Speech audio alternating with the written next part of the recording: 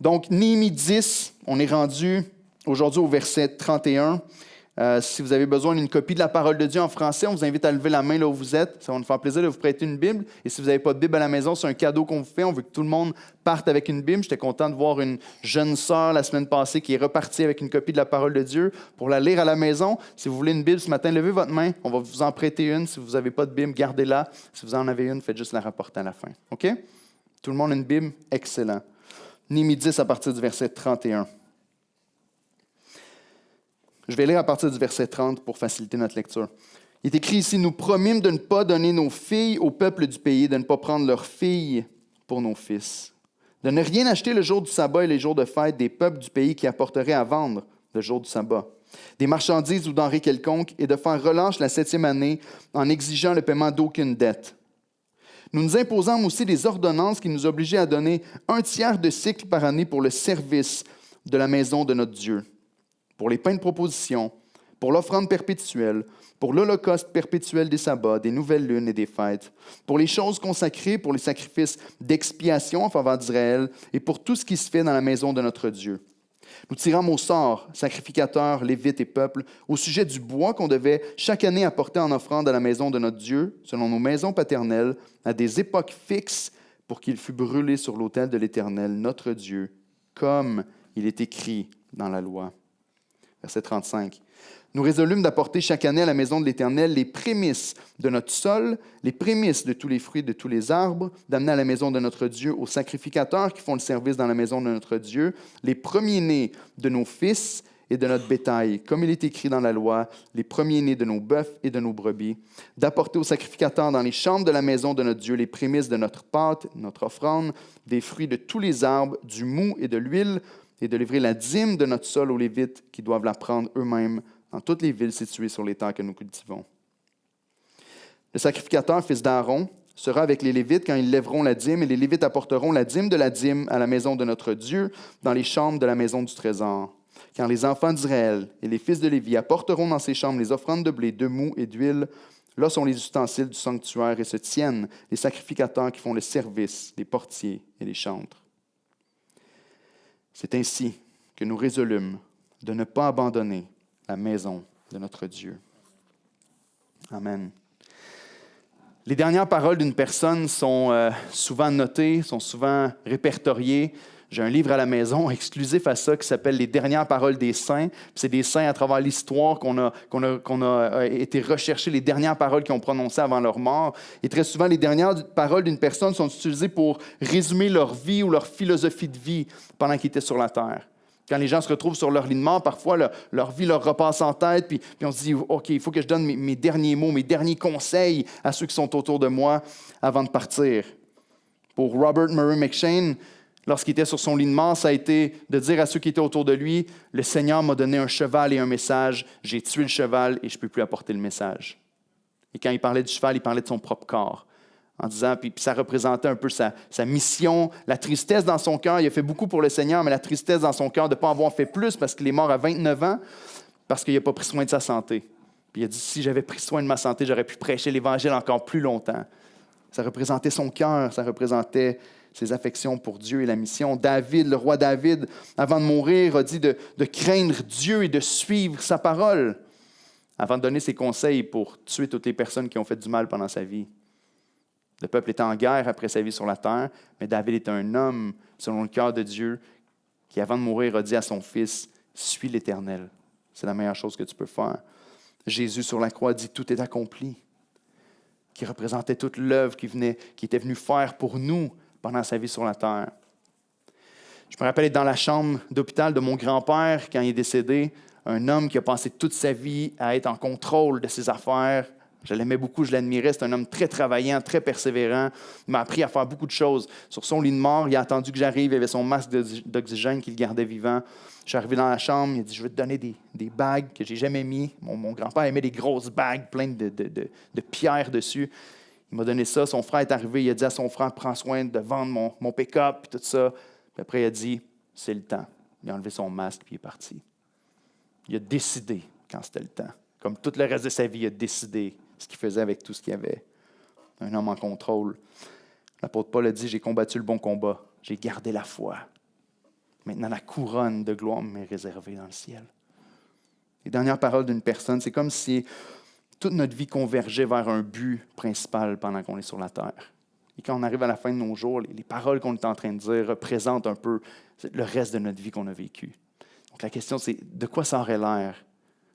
On n'aime pas ça penser à la mort, hein, mais lorsqu'on est sur notre lit de mort, comment est-ce qu'on pourrait résumer notre vie? Ou comment vous aimeriez si quelqu'un écrivait une biographie? Là, on se dit, personne ne va écrire ma biographie, mais en même temps, on a tous une page Facebook qui est comme un peu notre biographie, puis on aime ça exposer notre vie aux gens qui sont autour, mais si on écrivait une biographie ou qu'on scrollait vos réseaux sociaux, est-ce que les gens pourraient dire, voici c'est quoi le cœur de sa vie? Voici vers quoi sa vie converge? Voici comment je peux résumer la vie de cette personne-là en une phrase, en une déclaration. Ce qui prend place ici dans le chapitre 10 de Néhémie, c'est exactement ça. C'est une déclaration du peuple de Dieu de dire, voici vers quoi nos vies devraient converger. Voici c'est quoi le but ultime de la vie du peuple de Dieu et de ceux qui appartiennent à l'Éternel. Et voici comment on pourrait résumer notre vie une fois qu'on serait parti. On a vu la dernière fois que le peuple devait commencer par ramener Dieu au cœur de leur famille et combien c'était important. Et peut-être certains d'entre vous disaient, mais est-ce qu'on aurait dû vraiment passer un message complet sur une ligne? Ou est-ce qu'on parle de ne pas donner nos filles au peuple étranger, de ne pas prendre leurs filles pour nos peuples? Lorsqu'on a parlé d'intermariage entre gens qui ont la foi et les gens qui n'ont pas la foi, si vous regardez la fin de Néhémie, vous allez dire, je crois que c'est très important pour le peuple. Parce qu'au chapitre 13, c'est exactement ce qui arrive. Les gens se remettent en couple avec d'autres personnes qui n'ont pas la même foi, et encore le jugement de Dieu tombe, et le peuple est dans le malheur. Extrêmement important. Puis ici, on arrive au verset 31, où est-ce qu'on voit comment leur vie devrait être centrée. Encore une fois, c'est un engagement à suivre toute l'Écriture, toute la parole de Dieu. Mais comme les femmes étrangères ou comme les mariages avec des hommes ou des femmes qui n'avaient pas la même foi qu'eux pouvaient les détourner de l'Éternel, finalement, bien ici, on a aussi le sabbat et les dons qui sont faits à l'Église. Le sabbat et l'entretien de la maison de Dieu, qui sont aussi utilisés par les peuples étrangers ou par les gens qui sont autour d'eux, aussi utilisés comme des idoles dans la vie des gens pour les éloigner du Seigneur. On vient de lire ensemble la centralité de toute la loi de Dieu qu'ils veulent mettre en pratique. Il le résume en 3 choses qu'on a vues ensemble à l'écran. Donc, l'idée principale demande la même que la semaine passée. La restauration biblique produit une consécration publique. On l'a dit de plusieurs manières la semaine passée pour être sûr que tout le monde est à la même place, mais normalement, quand Dieu fait une œuvre dans ta vie, ça paraît. Normalement, quand Dieu vient et change ton cœur, lorsque la Bible dit en 2 Corinthiens 5, 17 que celui qui est en Christ est une nouvelle créature, les choses anciennes sont passées, voici, toutes choses sont devenues nouvelles, normalement, ça paraît. Si je dis à tout le monde, ma vie est nouvelle, ma vie est transformée, puis tout le monde dit,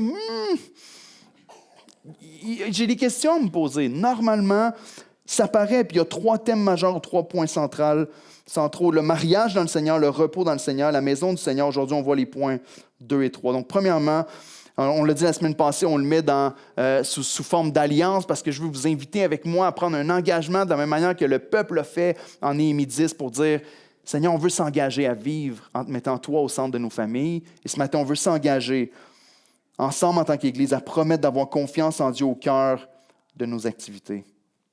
Donc, si le mariage avec un non-croyant causait la chute du peuple, l'influence des non-croyants, encore une fois à travers le travail, venait détourner aussi le peuple de Dieu puis causer leur chute.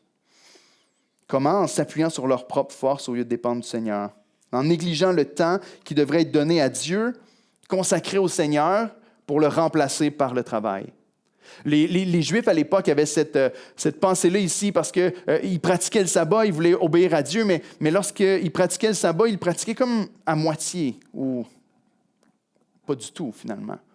Parce qu'ils considéraient que les peuples étrangers qui venaient aux portes de la ville le jour du sabbat, ce qui était interdit par la loi, les peuples étrangers qui venaient pour vendre leur matériel, eux, ils disaient, mais eux, ils travaillent parce qu'ils ont préparé leurs marchandises, ils ont fait le voyage, ils sont venus jusqu'à notre porte. Nous, on ne travaille pas quand on va les voir et qu'on fait de la marchande avec eux. On deal, on achète des trucs, on essaie de faire du travail comme ça, mais ce n'est pas vraiment du travail. Eux, on travaille, nous, on fait juste acheter. Puis ici, il y a un retour dans la vérité biblique de dire, non, attends, le jour du sabbat doit être consacré à l'Éternel. Ce n'est pas juste une journée que tu prends comme ça pour marchander, pour continuer de remplir tes coffres, mais c'est une journée que tu dois consacrer à l'Éternel. Vous savez, ce n'est pas une tactique vraiment nouvelle quand on regarde dans l'Écriture de remplacer l'adoration du Seigneur avec le travail. Quand on regarde dans l'Ancien Testament, quand on regarde à l'Exode, puis qu'on regarde au peuple d'Israël en Égypte, on se rend compte que quand Dieu a voulu délivrer son peuple et que Moïse est venu annoncer le message de délivrance, le Seigneur veut vous sortir de l'Égypte pour que vous puissiez faire quoi dans le désert? Vous le savez? Pour l'adorer. Ce n'était pas juste d'être délivré de l'esclavage en Égypte, mais c'était d'être délivré pour adorer le Seigneur dans le désert et là où il allait les amener dans le pays promis. Puis au moment où le peuple commence à entendre le message de Moïse, qu'est-ce qu'il fait le Pharaon? Il envoie plus de travail. Vous pouvez lire ça dans Exode 5. Il dit, OK, bien maintenant, pour pas qu'ils écoutent le message de Moïse, et le roi d'Israël va dire les mensonges de Moïse, alors que c'était la vérité, on va leur donner plus de travail. Ils vont faire plus de briques, ils vont aller chercher la paille et tout ça. Et c'est exactement ce qui se passe. Le peuple est détourné de l'adoration et d'écouter la parole de Dieu pour pouvoir faire plus de travail. Et combien souvent ça arrive encore dans nos vies aujourd'hui? On n'est pas détourné de Dieu souvent par des mauvaises choses en soi, mais par des bonnes choses qui prennent la place de la meilleure chose et qui finalement fait en sorte qu'on n'est pas en train de vivre selon la parole de Dieu. Dieu a prescrit à Moïse dans la loi, sur le mont Sinaï, 1 journée par semaine dans les 10 commandements pour se reposer et 1 année sur 7 pour faire reposer la terre et les bêtes. Il leur a donné des fêtes où on devait s'arrêter pour louer Dieu, se rappeler de son œuvre. Il y avait beaucoup de moments dans la vie d'Israël où ils devaient s'arrêter puis reconnaître que Dieu est Dieu. Puis à cette époque-là, les Juifs essayaient de contourner la grâce du sabbat en la remplaçant pour le travail et le marchandage. Autrement dit, ils ont essayé de passer la business avant l'adoration.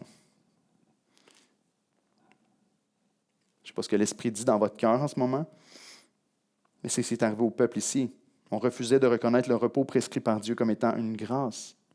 Si on sait en lisant le Nouveau Testament où est-ce que cette pensée-là a conduit le peuple juif par la suite. Dans la période intertestamentaire qu'on appelle entre l'Ancien Testament et le Nouveau Testament, il y a environ 400 ans que c'est passé ici. Et pendant ces 400 ans-là, il y a plein de sectes qui se sont formées. Les pharisiens, les Esséniens, les Hérodiens, tout ça, ça s'est formé pendant cette période-là.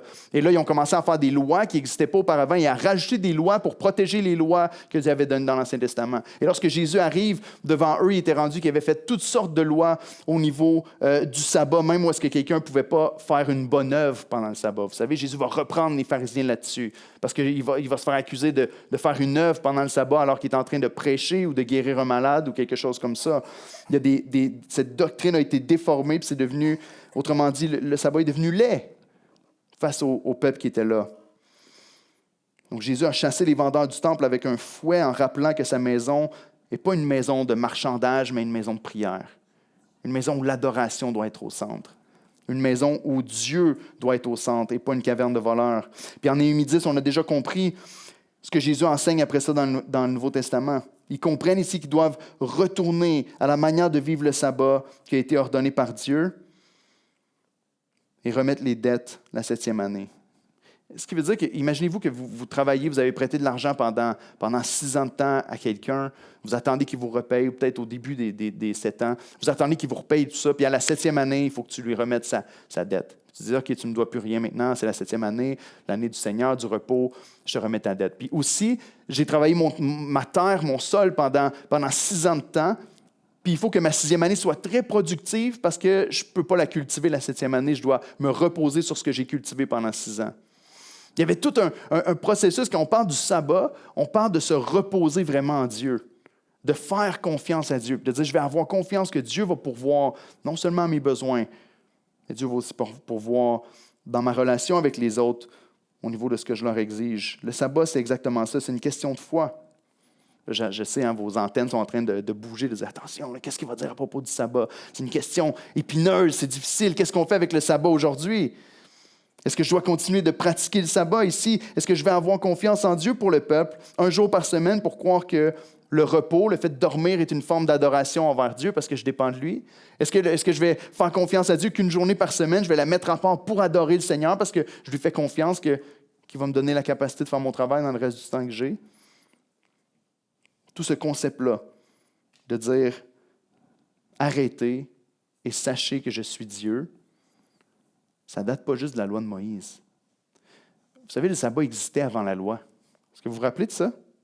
Lorsque Dieu a créé le monde, Dieu, la parole nous dit qu'il a fait le monde en 6 jours et le 7e jour, il s'est reposé de ses œuvres. Et ensuite, il a dit à son peuple, à Adam et Ève, que le 7e jour, ils devaient aussi se reposer de leur œuvre. Le sabbat, autrement dit, était une grâce qui était donnée à son peuple, était une grâce qui était donnée aux hommes et pas un fardeau qui devait peser sur lui.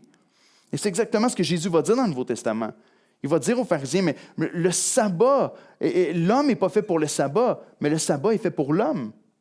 Le sabbat n'est pas quelque chose que l'homme doit être attaché puis doit avoir un fardeau sur son cœur de dire ça pèse sur moi puis il faut que je le suive, mais une grâce qu'on reconnaît que Dieu nous donne pour dire faites-moi confiance, je prends soin de vous.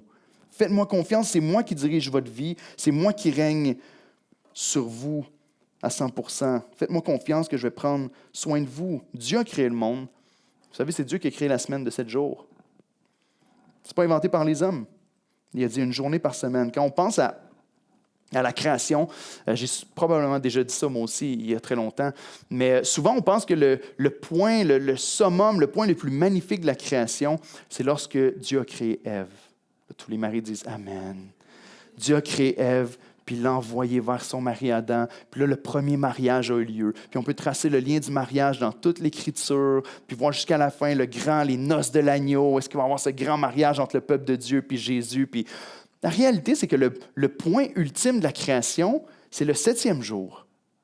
Dieu a tout fait pour l'homme, a tout placé pour que l'homme puisse en jouir. Puis à la fin, il dit, maintenant, voici de quoi tu dois jouir par-dessus tout, de quoi tu dois te délecter par-dessus tout, moi.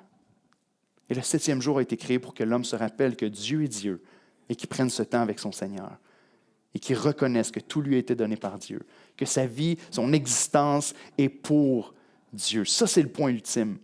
Et encore une fois, on peut tracer toute la ligne de l'Ancien Testament au Nouveau Testament jusque dans l'Apocalypse où Christ est venu accomplir cette réconciliation entre Dieu et l'homme et qu'à la fin, on va vivre ce repos ultime dans la vie éternelle avec Dieu. Le repos était le point ultime de la création avant même que la chute arrive dans le monde. Dieu a créé un jour, on doit reconnaître qui il est. En Néhémie, on croit que c'est une priorité au point d'en faire un des 3 aspects principaux qui résument la loi dans laquelle ils doivent marcher. Rappelez-vous que Israël, vous appartenez à Dieu. Il vous a fait, il a pourvu pour tout ce que vous avez besoin, puis il leur donne ce symbole. Sous la Nouvelle Alliance, le sabbat n'est pas une loi en tant que telle à observer, mais comme à la création, le sabbat est une grâce que Dieu nous donne pour l'homme. Donc, comment est-ce qu'on doit le vivre ou l'observer? Comme on l'a dit, Jésus a enseigné que l'homme n'a pas été créé pour le sabbat, mais le sabbat pour l'homme, que c'est un principe de recréation, une discipline qu'on doit instaurer dans notre vie pour être capable de tuer l'idole de l'autosuffisance dans nos vies. Qui s'inclut là-dedans? Moi, je m'inclus là-dedans. Combien de fois est-ce que je peux vivre une vie folle de faire 1 million de choses en pensant que ma valeur se trouve dans les choses que je vais faire, que je vais produire? Que je vais mettre des rendez-vous, je vais mettre des œuvres, je vais mettre du travail, un après l'autre, au point où je suis complètement brûlé parce que maintenant, je sers à quelque chose, puis je fais de quoi? Mais maintenant, j'ai de la valeur auprès des gens qui sont autour de moi, auprès de Dieu, parce que je fais des choses, parce que je suis efficace, parce que je suis productif. Et si Dieu ramène au sein de son peuple, ta valeur n'est pas là. Ta valeur est dans le fait que tu m'appartiens. Arrête-toi puis reconnais que je suis Dieu. Toutes les choses que tu fais, tu peux faire tous les efforts du monde. Au bout du compte, c'est Dieu qui te donne la grâce de faire ces choses-là. Chaque matin, quand on sort de notre lit, c'est la grâce de Dieu qui nous est donnée. Le sabbat sert à nous rappeler qu'on n'est pas autosuffisant. On a besoin de Dieu. Une chose qui me fâchait quand j'étais plus jeune, c'était d'aller dormir. Mes enfants sont comme moi. Mes gars, surtout ma fille est correcte, elle va dormir facile. Mais c'est une chose qui me fâchait quand j'étais jeune, de me dire, je veux pas dormir, je veux encore jouer. Il reste plein de temps encore, je veux jouer, je veux faire des choses. Puis des fois, je n'ai pas changé tant que ça. Dormir, c'est une perte de temps. Si seulement je pourrais prendre une pilule qui me redonne des forces, puis je continue 24 heures sur 24, ce serait extraordinaire. Vous trouvez ça drôle, mais c'est ce que je pense souvent pour de vrai. Je ne suis pas le seul. Mais Dieu nous a donné le repos pour qu'on sache que notre vie ne dépend pas de nous, qu'on n'est pas autosuffisant, qu'on dépend du Seigneur, que toute chose nous est donnée par Dieu. Et le Nouveau Testament nous enseigne ultimement que le repos se trouve en Christ. Matthieu 11, 29, Jésus va dire à ses disciples, « Venez à moi, vous tous qui êtes fatigués et chargés, et je vous donnerai du repos. » Il y a un repos réel qui se trouve. Hébreux 4 est un des chapitres qui nous l'explique clairement dans le Nouveau Testament. Il nous dit qu'entrer en Christ, c'est entrer dans le repos. On se repose de nos œuvres parce qu'on n'a pas besoin d'œuvrer pour gagner notre ciel, parce que Christ a œuvré à notre place. Il y a quelqu'un qui m'a dit un jour, c'est vrai, Éric, souvent on va dire on n'est pas sauvé par les œuvres. On n'est pas sauvé par les œuvres. Puis on va dire, c'est vrai, on n'est pas sauvé par les œuvres, mais on est sauvé par l'œuvre de Christ. Lui l'a fait à notre place. Christ a œuvré pour que moi, je n'ai pas besoin d'œuvrer, puis que je puisse seulement me reposer en lui, placer ma confiance en lui. Je me repose en lui parce qu'il a tout accompli à ma place.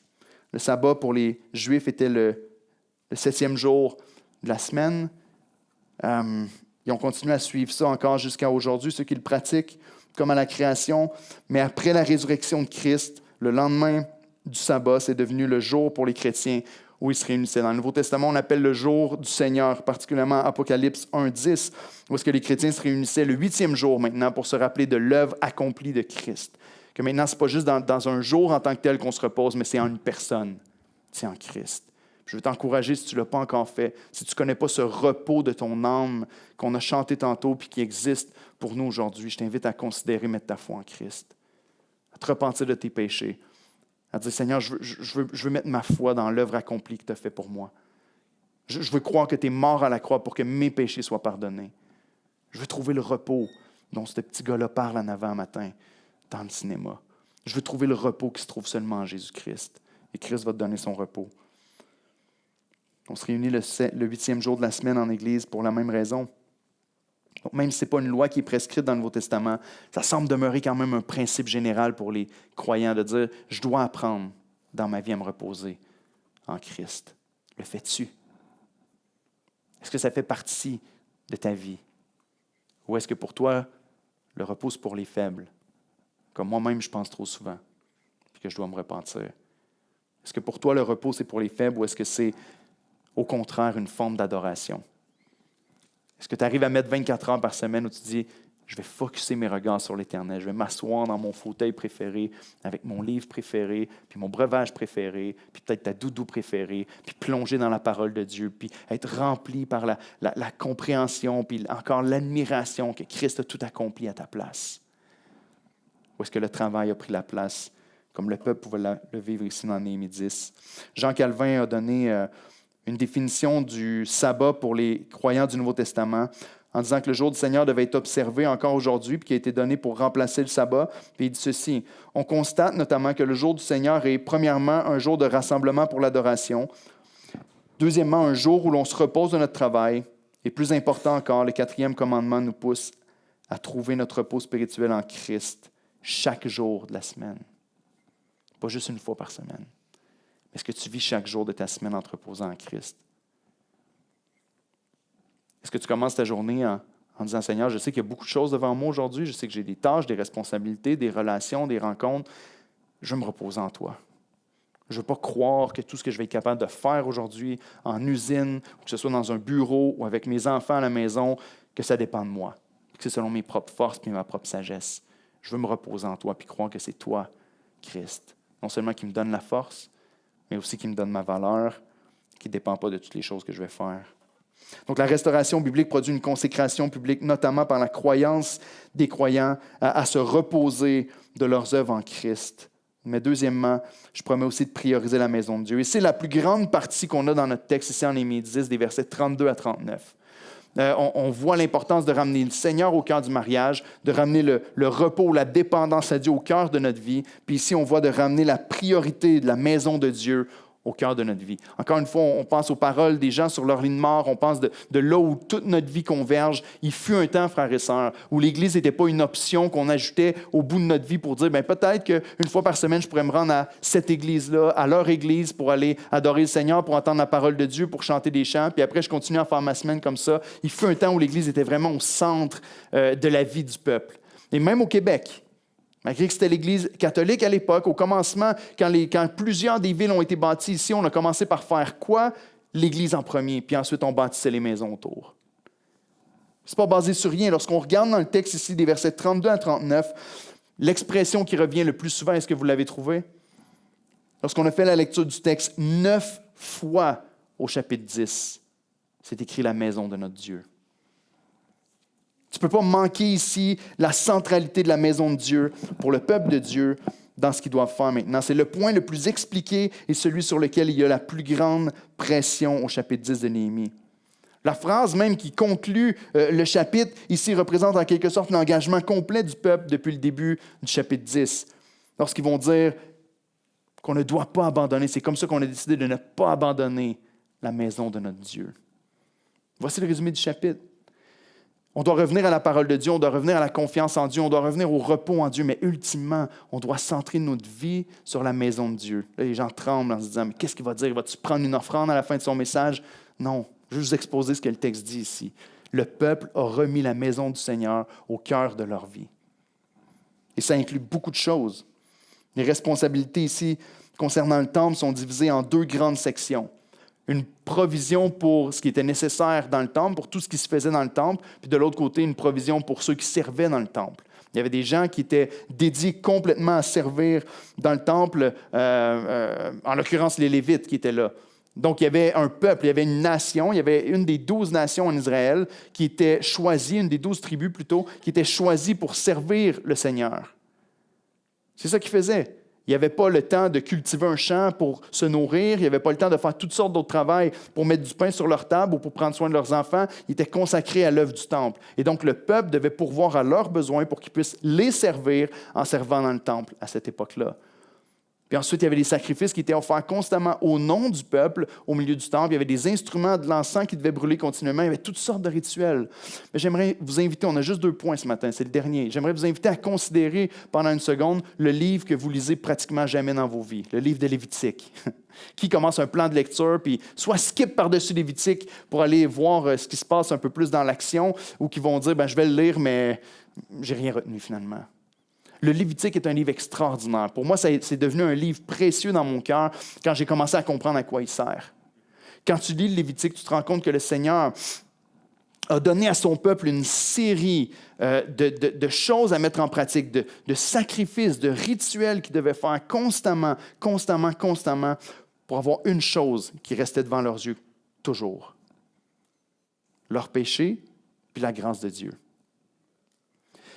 Lorsque le peuple d'Israël s'est vu donner l'ordre par le Seigneur de bâtir, de s'établir à Canaan, ou même dans le désert, lorsqu'il leur a donné la tente d'assignation, l'endroit où Dieu venait rencontrer son peuple, où il y avait déjà des sacrifices qui commençaient à être faits, Dieu leur a donné ceci. Il leur a dit, vous allez faire le temple au milieu du peuple, et vous allez bâtir chaque tribu, vos familles, vos maisons, puis vous établir autour du temple. Et donc, le temple était en plein cœur du pays, et toutes les nations qui étaient autour, les milliers de personnes qui vivaient là, étaient étendues autour avec un seul centre, l'adoration du Seigneur au milieu. Vous savez, une des choses qui se passe dans le Lévitique que vous trouvez plate, c'est, et moi aussi pendant longtemps, mais d'apporter des brebis, puis il dit apporter tel animal pour tel péché, apporter tel autre animal pour tel autre péché, et faites ceci de telle manière, et purifiez ceci de telle manière. Et tous les sacrifices qui étaient donnés avaient un seul but, de pointer vers le grand sacrifice qui allait venir plus tard. Dieu leur a donné une solution temporaire en disant, pour l'instant, vous allez focusser vos regards là-dessus. Vous allez comprendre que vos péchés sont couverts temporairement. Mais imaginez-vous pendant un instant, mettez vos lunettes là, pour retourner dans le passé pour essayer de comprendre ce qui se passait là-bas. Vous êtes établis dans ce pays-là, puis à chaque jour de vos vies, vous entendez le son des animaux qui bêlent ou qui crient, qui font du bruit dans les rues. Chaque jour de vos vies, vous voyez quelqu'un se promener avec un animal puis se diriger vers le temple parce qu'il a encore péché, puis il doit encore aller offrir un sacrifice pour ses péchés. Imaginez-vous qu'à chaque jour de vos vies, quand vous levez le matin, vous sentez encore l'odeur de la fumée. Vous voyez la fumée qui monte du temple constamment. Vous vivez au milieu d'un peuple où tout est centré là-dessus. Vous sentez l'odeur, vous voyez la fumée, vous entendez le son des animaux et vous-même, vous allez porter des animaux très souvent au temple pour que vos péchés soient couverts. Imaginez-vous, le sang coulait continuellement. Pour certains qui n'aiment pas la cruauté envers les animaux, je veux vous dire que ces animaux-là n'étaient pas juste tués, ils étaient aussi mangés. Peut-être que ça ne vous satisfait pas non plus, mais les animaux étaient pas juste sacrifiés. Les familles qui offraient le sacrifice souvent mangeaient une grande partie de l'animal. Sinon, il y avait une partie qui était donnée aux sacrificateurs, aux Lévites qui étaient là dans le temple. Mais il y avait un grand symbolisme qui était donné. Lorsqu'on parle des prémices qui sont apportées aux sacrificateurs, le peuple apportait même leur premier-né. Il donnait les prémices de la terre, les prémices du sol pour dire « Seigneur, on reconnaît que la terre sur laquelle on se tient, sur laquelle on vit, t'appartient à toi. » C'est ta terre. On est juste des locataires. On est des gérants des choses que toi, tu nous donnes. De la même manière, ils apportaient leur premier-né. Imaginez-vous la scène. Vous arrivez là-bas au temple avec votre premier fils, enfant, que vous tenez dans vos mains, que vous apportez vers le sacrificateur. Et là, normalement, votre fils est supposé d'être donné au Seigneur. Mais Dieu avait donné une loi dans l'Ancien Testament pour dire, vous pouvez racheter votre premier-né. Il y avait un montant qui était donné. Imaginez-vous, vous arrivez devant Dieu à chaque fois pour donner un montant pour racheter votre premier-né, comme symbole de dire, non seulement tout ce qui m'est donné comme nourriture, tout ce qui m'est donné comme habitation, tout ce qui m'est donné comme pays vient de Dieu, mais mes enfants aussi. Et normalement, ça doit informer la manière dont on les élève, parce que c'est ses enfants, premièrement. C'est ses créatures, premièrement. Les biens qu'on possède, c'est à lui, premièrement. Les choses qu'on amène au temple pour les donner, c'est à Dieu que ça appartient. Comme un enfant, là je fais un clin d'œil, les enfants réfléchissez à ce que je vais dire, mais ceux qui sont ici dans la salle, comme un enfant qui la fête des mères, vont demander à leur mère, donne-moi des sous pour que je puisse t'acheter un cadeau. Ils savent que leur finance leur vient de leur mère. La mère est contente quand même, mais c'est elle qui donne l'argent. L'enfant va y acheter un petit cadeau, il revient, tiens, maman, j'ai choisi ça au magasin. De la même manière, les choses qu'on donne au Seigneur, ça nous vient de lui. Toute chose nous vient de lui.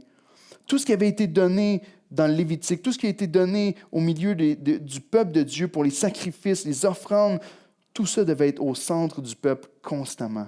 Parce que Dieu a voulu que son peuple vive chaque jour de leur vie en plaçant leur foi en lui pour qu'il pourvoie à un substitut. C'est ça qui était donné comme signal. Chaque jour de ta vie, tu savais qu'il y a encore un animal qui vient d'être sacrifié pour couvrir mon péché. Il y a encore un animal qui a pris sur lui la punition qui me revenait à moi. Constamment, je sens l'odeur du sacrifice qui monte à mes narines parce qu'il y a un autre animal qui a été sacrifié. Essayez de vous l'imaginer pendant un instant. Le péché était toujours devant eux et la provision de Dieu était toujours devant eux aussi.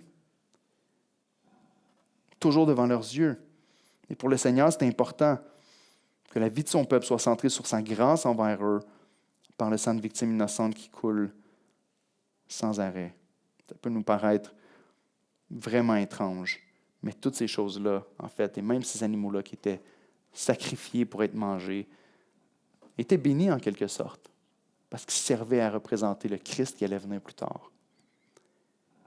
Et encore aujourd'hui, l'appel de Dieu pour nos vies, c'est la même chose. Ça continue d'être le centre de notre adoration, encore jusqu'à aujourd'hui. Encore jusqu'à aujourd'hui, le temple et la maison de Dieu et ce qui prend place dans la maison de Dieu, le sacrifice de Christ à la croix est encore ce qui devrait être au centre de notre adoration. Eux avaient l'ombre des choses à venir, comme le dit Hébreux 10, mais nous, on a la substance en Christ. On a ce vers quoi toutes ces choses-là pointaient en Jésus-Christ. Jésus est le sacrifice parfait qui a dit, comme on l'a dit tantôt, tout est accompli à la croix. C'est le sacrifice parfait qui, par sa mort, a fait déchirer le voile du temple, littéralement pour donner un libre accès à tous ceux qui croient en lui, de s'approcher de Dieu et de recevoir le pardon pour ses péchés. Christ est celui qui est venu nous racheter pour nous réconcilier avec Dieu, le sacrifice ultime. C'est au centre de l'adoration des chrétiens. Ce qu'on a fait à Pâques, c'est le cœur de la vie chrétienne. Chaque fois qu'ensemble, en famille, on prend le repas du Seigneur, on se rappelle encore la chose qui est centrale à notre foi. Jésus-Christ est mort à ma place sur la croix. Il est ressuscité le 3e jour et il me donne la vie en lui lorsque je place ma foi en son œuvre parfaite. Christ est le Seigneur de nos vies et c'est lui qui doit être au centre. Mais est-ce qu'il est au centre de ta vie? Est-ce que sa maison, son adoration, ce qu'il a fait est au centre de ta vie? Ce que ça veut dire aussi, c'est que depuis Genèse jusqu'à l'Apocalypse, de toutes nos vies, le centre, ce n'est pas moi. C'était clair pour le peuple que le centre de leur vie, de leurs activités, n'était pas eux-mêmes, mais c'était directement le temple qui était au centre de leur ville. Dans les versets qui suivent, on parle de la provision pour ceux qui servent dans le temple.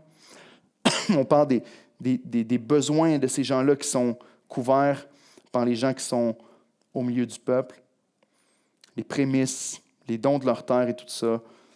Et encore une fois, c'est ce qui démontre que Dieu leur a tout donné, que Dieu prend soin de son peuple et que le peuple doit prendre soin de ceux qui les servent au milieu du temple. Et dans 1 Chronique 29, 14, on a ce rappel de ce qui est en train de prendre place, ou plutôt le prémisse de ce qui prend place dans Néhémie 10, où est-ce qu'il y a la prière de David qui dit « Car qui suis-je et qui est mon peuple pour que nous puissions te faire volontairement ces offrandes? Tout vient de toi, et nous recevons de ta main ce que nous t'offrons. » Ici, on croit que tout nous vient du Seigneur, même ce qu'on lui donne. Encore une fois, notre mentalité change en ce qui concerne nos dons. Donc, on peut parler de la dîme longtemps. On en a parlé il y a quelques semaines. Vous pouvez aller voir le message sur YouTube de notre chaîne Doxa. Mais on peut parler de la dîme longtemps et de comment ça fonctionne dans le Nouveau Testament. Ce qu'on croit, c'est que la dîme n'est pas nécessairement une loi dans le Nouveau Testament, mais un bon principe de base pour commencer à donner. La réalité, c'est qu'il n'y a pas le principe de la dîme qui est enseigné clairement dans le Nouveau Testament, sauf un endroit où Jésus va dire aux pharisiens, vous donnez la dîme de tout, vous faites bien, mais vous ne devriez pas aussi oublier la générosité et la compassion envers les gens qui sont dans le besoin.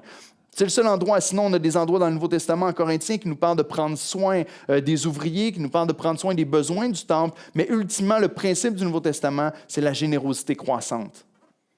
Un chrétien, normalement, devrait avoir dans son cœur de dire, je vais pourvoir non seulement à la maison de Dieu, non seulement au royaume de Dieu, à l'avancement du royaume de Dieu, mais je devrais avoir dans mon cœur de croître dans mes dons pour le royaume de Dieu aussi.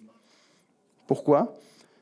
Parce que si vraiment la réponse à notre question vers quoi ta vie converge, c'est vers Dieu. Si vraiment dans mon cœur, ma foi est de croire que je dois chercher le royaume de Dieu et sa justice et tout le reste va m'être donné par-dessus, vous comprenez ce que ça veut dire, hein? Le royaume en premier, le reste un bonus.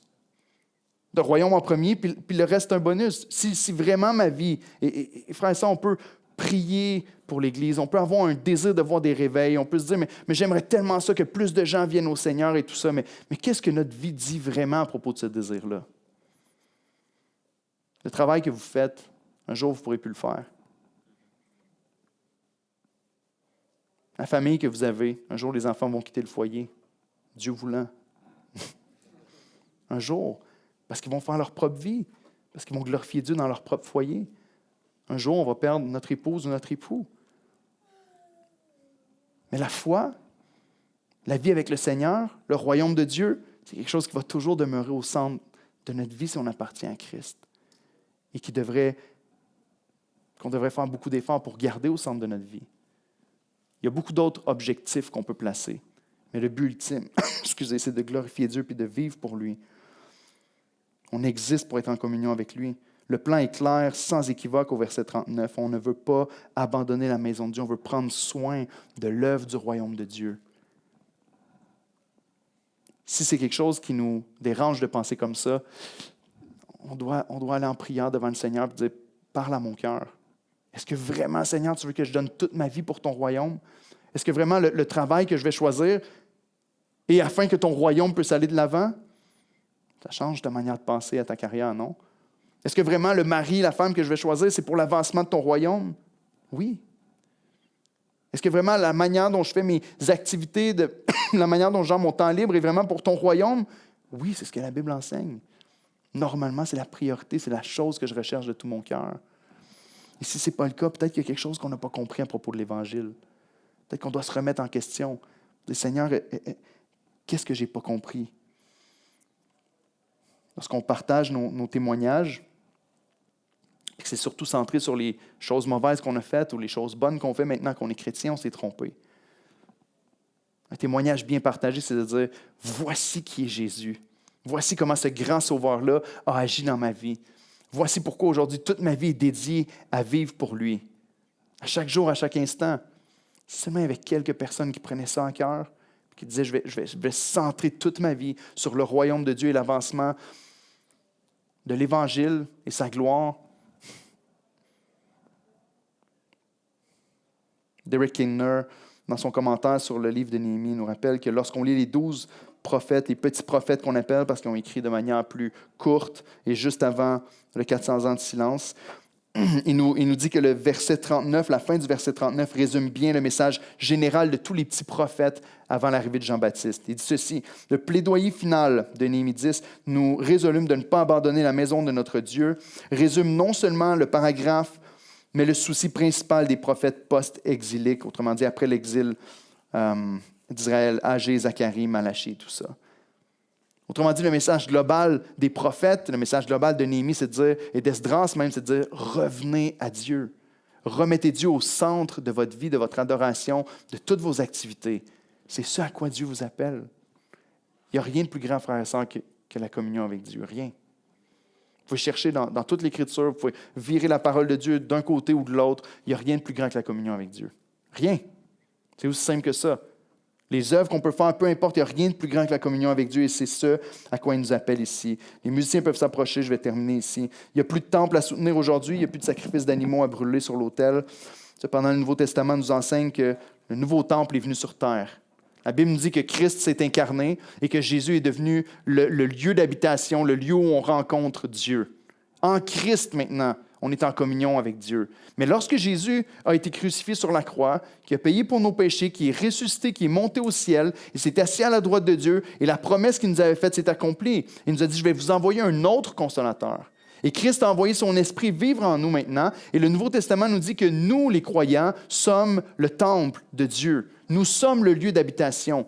Nous sommes le lieu où Dieu est élevé, où Dieu est adoré, où les sacrifices de louange et d'adoration montent de nos cœurs. Et nous, en tant que peuple de Dieu, nous sommes le temple de Dieu maintenant sur la terre.